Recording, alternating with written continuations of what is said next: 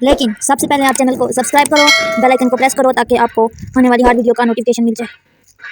आज के टॉपिक में हमने करना क्या है, वही जो प्रॉब्लम हम करते आ रहे हैं पिछले 23 से 20 जितने भी हमने पिछले लेक्चर किए 27 तक, ठीक है। सब में हम वही चीज़ करते आ रहे हैं, वही हमने करनी है। बस हमने करना क्या है, जहाँ तक हमने पिछला टॉपिक स्टॉप किया था वहाँ से आगे थोड़ा सा और एक स्टेप करना है और बताना है अनबाउंडेड सोल्यूशन है। तो बजाय इसके हम इस लेक्चर को इतना लेंथी बनाएं, मैं आपसे यही बोलूँगी कि लेक्चर 23 देखें ताकि आपको ये लेक्चर समझ आ जाए। जब तक आपको 23 नहीं आएगा आपको ये लेक्चर समझ नहीं आएगा। यहाँ पे देखें हमारे पास एक एग्जांपल गिवन है, ठीक है। बोला गया अनबाउंडेड के लिए। यहाँ पे देखें हमें कुछ इक्वेशंस दी गई है और लिखा क्या गया है, मैक्सिमाइज। आपको पता है ना, मैक्सिमाइज हो तो क्या करते हैं -m और मिनिमाइज हो तो +m। ये प्रॉपर मैंने आपको 23 लेक्चर में बताया है। सबसे पहले हमने किया है ये जो हमारे पास इक्वेशंस थी हमारे पास इनइक्वालिटी में थी, ठीक है। हमने सबसे पहले इनको इक्वालिटी में कन्वर्ट किया बाय अप्लाइंग सम मेथड। ये लेक्चर 23 में आपको बताया हुआ मैंने इक्वालिटी में कैसे करते हैं। जब हमने इक्वालिटी में कन्वर्ट कर लिया तो हमने टेबल ड्रा किया। ये सब पुराना काम है। टेबल कैसे ड्रा करते हैं, यहाँ पे हम लिखते हैं नंबर ऑफ इक्वेशन सारी। तो यहाँ पे देखिए हमारे पास 1 2 3 इक्वेशन थी, यानी कि 0 1 2। हमने पहली वाली को 0 का नाम दिया, फिर 1 का और 2 का। यहाँ पे देखें ये, ठीक है। नेक्स्ट हमने क्या किया, नेक्स्ट हमने बेसिक वेरिएबल लिखने। यहाँ पे बेसिक वेरिएबल कौन से होते हैं, ये S1 S2 ये सारे हमारे पास बेसिक वेरिएबल होते हैं, ठीक है। यहाँ पे आपको समझ आ गई है। और यहाँ पे बेसिक वेरिएबल लिखे, ये देखें इक्वेशन 0 में हमारे पास क्या बेसिक वेरिएबल है, कुछ भी नहीं है, ठीक है। तो इसको हमने इस वाले ब्लॉक को हमने ब्लैंक छोड़ दिया। नेक्स्ट हमारे पास इक्वेशन 2 में देखें, ये जो 1 है हमारी, यहाँ पे कौन सा बेसिक वेरिएबल है, S1। तो यहाँ पे हमने S1 लिखा, ठीक है। इसके नीचे नेक्स्ट इक्वेशन आती है ये, यहाँ पे S2 था तो हमने यहाँ पे S2 लिखा, ठीक है। यहाँ तक आपको समझ आ गया। अब नेक्स्ट हमने कोफिशिएंट लिखा, यानी कि हमारे पास इक्वेशन के साथ कौन कौन से कोफिशिएंट हैं, Z था, X था, Y था, S1 था और S2 था। तो हमने सबको यहाँ पे लिख लिया। फिर हमने क्या किया, जो हमारे पास इक्वेशन की राइट हैंड साइड थी, यहाँ पे देखें ये सारी इक्वेशन की ये राइट हैंड साइड थी, इनको हमने यहाँ पे लिख लिया। 0 के आगे 0 वाली इक्वेशन का, 1 वाली के आगे 1 का, 2 के आगे इसी तरह सारा। फिर हमने रेशो को तो छोड़ देना, सबसे पहले हमने पिवट कॉलम ढूंढना है। तो पिवट कॉलम ढूंढने के लिए दो बातें हैं, ये जो हमारे पास वेरिएबल है ये वाले S1 S2 S3 या A या जो भी होगा यहाँ पे, उसको हम कहते हैं बेसिक वेरिएबल, ठीक है। और जो ये हमारे पास है X Y, इनको हम कहते हैं नॉन बेसिक, ठीक है। बेसिकली हमने करना क्या है, हमने बेसिक का एक कॉलम नॉन बेसिक में लेके जाना है। तो इसके लिए हमने क्या करना है, पिवट कॉलम ढूंढना है नॉन बेसिक में। तो सबसे पहले नॉन बेसिक को देख लेते हैं, यानी कि हम एक्स वाई को देख लेते हैं। नॉन बेसिक क्या है, एक्स वाई है ना, तो यहाँ पे यानी कि हम एक्स वाई को देख लेते हैं। यहाँ पे देखें एक्स और वाई का जो पहला एलिमेंट है ये, एक का -3 है, एक का -2 है। तो इसमें हमने पिवट ढूंढने के लिए क्या करना होता है, सबसे बड़ा वाला नंबर लेना होता है विद नेगेटिव साइन। तो इन दोनों में से -3 बड़ा है और नेगेटिव साइन के साथ। तो पिवट कॉलम हमारे पास कौन सा सिलेक्ट हो गया है, एक्स वाला यहाँ पे, ठीक है।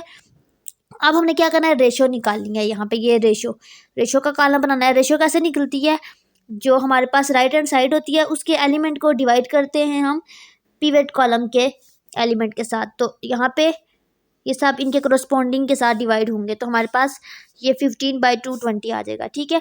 उसके बाद हमने क्या करना है, देखना है यहाँ पे कौन सा इन दोनों में से छोटा है, ठीक है।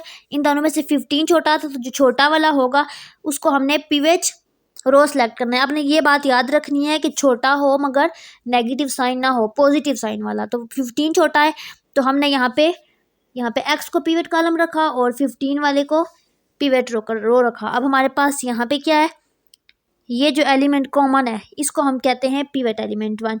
अच्छा, इस 1 को हमने क्या करना है, इस 1 को हमने मल्टीप्लाई करना है। अगर हमारे पास यहाँ पे 1 नहीं है तो इसको हमने 1 बनाना है। यहाँ पे हमने रो ऑपरेशन करके बनाना होता है। तो अब हमने इस 1 को क्या करना है, इस पूरी रो के बेसिक एलिमेंट के साथ, यानी कि S1 और S2, यानी कि ये जो 1 है और ये जो इसके आगे 0 है, इन दोनों के साथ मल्टीप्लाई करना है और देखना है कौन सा नंबर बड़ा आ रहा है। जाहिर सी बात है 0 के साथ मल्टीप्लाई होगा तो 0 होगा, और अगर 1 के साथ होगा तो यहाँ पे तब मैक्सिमम होगा। यानी कि 1 पे मैक्सिमम है तो S1 और यहाँ से कॉलम X है, यानी कि हमारे पास इंटरचेंज क्या होगा, S1 और X, यानी कि S1 और X हमने सेलेक्ट किया। अब हमने क्या करना है, इस S1 को X की जगह पे ले आना है और X को S1 की जगह पे, ऐसे। तो जाहिर है ये वाला कॉलम X वाला S1 में आ रहा है तो S1 हमारे पास नॉन बेसिक बन जाएगा और X बेसिक बन जाएगा। ये बताया था ना, यहाँ पे ये वाले बेसिक हैं, तो बेसिक X1 अगर S1 की जगह पे आएगा तो बेसिक हो जाएगा। अब नेक्स्ट स्टेप यहाँ पे देखें, वही कॉलम बनाया, वही नंबर ऑफ इक्वेशन लिखी, वही कोफिशिएंट लिखे, वही राइट हैंड साइड लिखी, और यहाँ पे बेसिक वेरिएबल देखे चेंज हो गए। ओहो, ये बात आपको मैंने पीछे बताई नहीं है, ये मुझे बताना मैं भूल गई हूँ, लेकिन चलिए कोई बात नहीं। यहाँ पे देखें जो बेसिक वेरिएबल में हमारे पास ऊपर क्या था, S1 S2 था, ठीक है।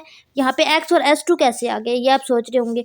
देखें, जो हमने पिवट कॉलम सेलेक्ट किया, किसको चेंज किया, X को हमने चेंज किया ना S1 के साथ, ठीक है। अब ये हमारे पास, यहाँ से गौर से देखें, ये हमारे पास क्या बन गया, S1 बेसिक था तो यहाँ पे आएगा X की जगह पे तो नॉन बेसिक हो जाएगा, और X क्या हो जाएगा, बेसिक हो जाएगा, ठीक है। तो यहाँ पे और सब कुछ इस टेबल में बिल्कुल वैसे का वैसा है। S1 X की जगह पे आ गया है और X S1 की जगह पे आ गया है, पूरा कॉलम, ठीक है। लेकिन यहाँ पे बेसिक भी चेंज होंगे ना, क्योंकि देखिए यहाँ पे ये जो S1 है, ठीक है, ये हमारे पास बेसिक वेरिएबल था, लेकिन ये जो कॉलम है जब X की जगह पे आ गया, ये जो हमारे पास S1 वाला कॉलम है, ये जब हमारे पास यहाँ X की जगह पे आ गया तो ये यहाँ पे तो नॉन बेसिक है, यानी कि S1 नॉन बेसिक बन गया है और X बेसिक बन गया है। तो यहाँ पे हमने X लिखा क्योंकि हमारे पास अब X बेसिक बन गया है, X बेसिक बन गया है और S1 नॉन बेसिक बन गया है, तो S1 की जगह पे हमने X लिख दिया, ठीक है।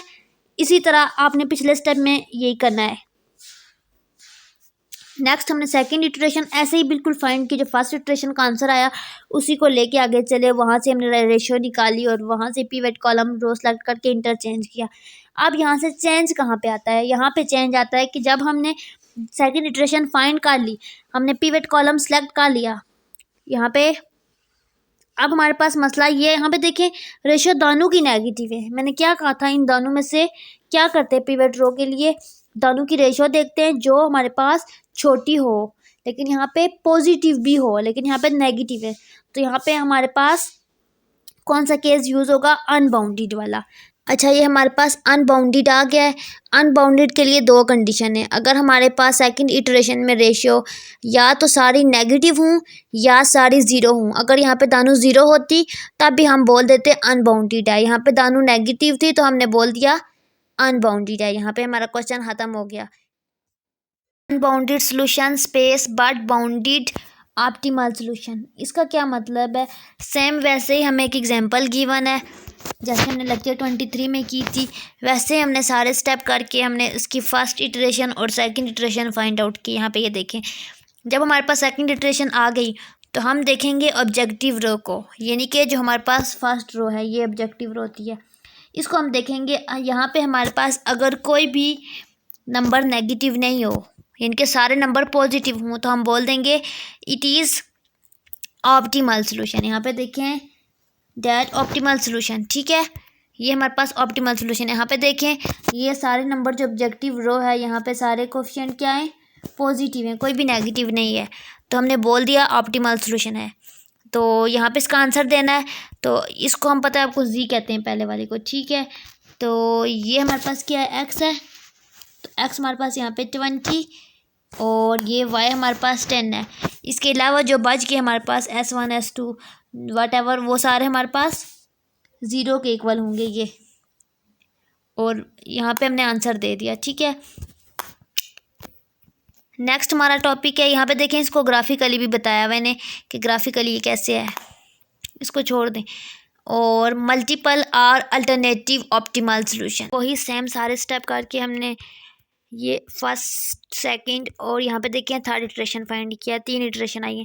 अब हमने यहाँ पे देखना क्या है, जो हमारे पास ये ऑब्जेक्टिव रो है, ये वाली ऑब्जेक्टिव फंक्शन की ऑब्जेक्टिव रो है, ठीक है।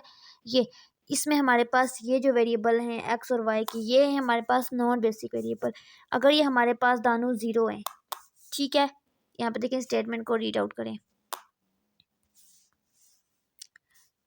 यहाँ पे दिए गए x is equal to 20 is another optimal basic feasible solution, still another iteration can also be performed. यहाँ पे देखें, यहाँ से पढ़ते हैं 100 से। ये देखें ये क्या कह रहे हैं, करंट ऑब्जेक्टिव रो है zero coefficient for non basic variable, यानी कि ये जो है नॉन बेसिक वेरिएबल, इसमें ये जो ऑब्जेक्टिव रो है इसमें देखें तो यहाँ पे ये वाली रो में ज़ीरो ज़ीरो एलिमेंट जो है ये हमारे पास क्या है, ये ज़ीरो है, ठीक है। So we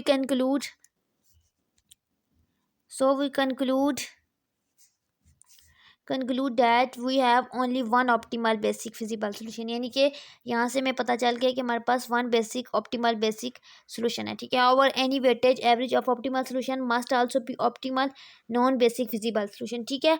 Indeed there are infinite number of such solution, यहाँ पे इन्फिनाइट सोल्यूशन है, ठीक है, corresponding to point on the line segment between two optimal extreme points.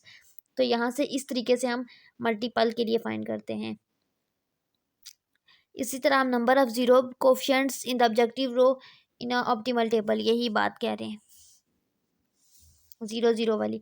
In our linear programming problem employ simplex method, there will be as many zero coefficient in objective row as there are basic variable. कह रहे हैं यहाँ पे हमारे पास simplex method में जो हमारे पास ये जो ऑब्जेक्टिव रो थी, इसमें हमारे पास क्या होता था, यहाँ पे बहुत ज़्यादा ज़ीरो आते रहते थे इन आ बेसिक वेरिएबल। यहाँ देखें बेसिक वेरिएबल कौन से हैं, यहाँ पे इनकी बात कर रहे हैं, यहाँ पे आते थे, यानी कि इस साइड इन तीन नंबर्स पे, चार पे, जितने भी थे यहाँ पे आते रहते थे, ठीक है। और there will be as many coefficient in objective row as there, ठीक है। But if we find that the optimal table contain more zero coefficient in objective row then number of variable in basis, this will be clear induction that there will be yet another optimal basical solution, यानी कि अगर ये condition हो तो फिर हमें पता चल जाएगा कि यहाँ पे एक और बेसिक फिजिबल सोल्यूशन होगा।